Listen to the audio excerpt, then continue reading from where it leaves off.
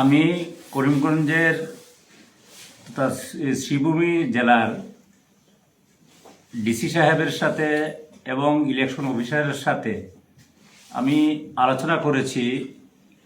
বর্তমানে একটা বিভ্রান্ত সৃষ্টি হচ্ছে সমগ্র করিমগঞ্জ জেলায়, শ্রীভূমি জেলায়।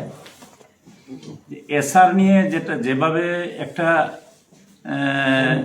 কথা রটনা হচ্ছে যে কোনো মানুষ যদি তার বাড়িতে না থাকে, বাইরে থাকে, কেউ হয়তো চেন্নাই আছে, কেউ হয়তো বেঙ্গলুর আছে, কেউ হয়তো বিভিন্ন জায়গায় আছে, আইজল আছে, এবং কিছু মানুষ যারা বিদেশেও আছে।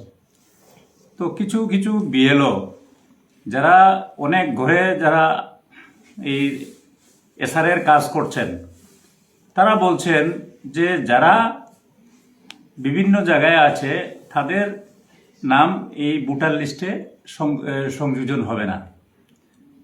এটা নিয়ে একটা সংশয় সৃষ্টি হয়েছে।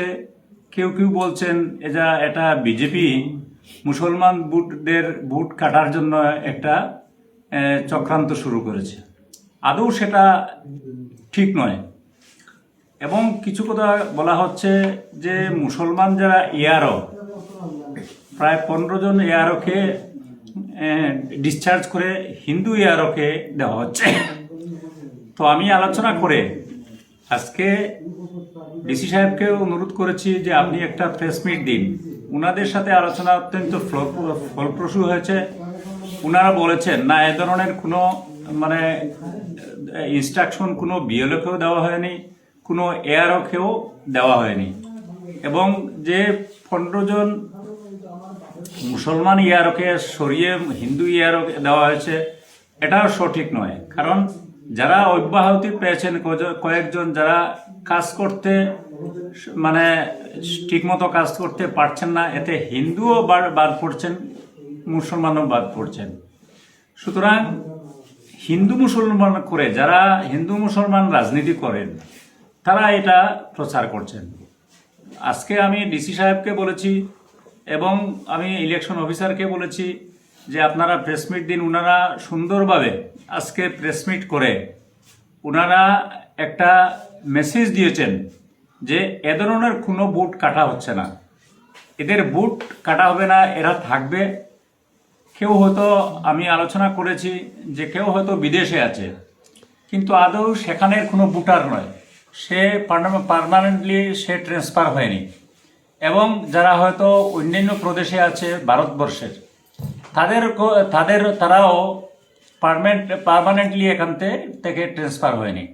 যদি কোনো বিএলওর বা ইআরওর যদি সন্দেহ থাকে, তাদের সাথে ভিডিও মেসেজ যুগে অন্তত তাদের কথাবার্তা তারা নিতে পারবেন এবং এদের ভোট কাটা হবে না। আজকে এটা করিমগঞ্জের জেলাধিপতি এবং ইলেকশন অফিসার সাহেব ওনারা সবাই এটা সিদ্ধান্ত নিয়েছেন এবং ওনারা প্রেসমিট করেছেন।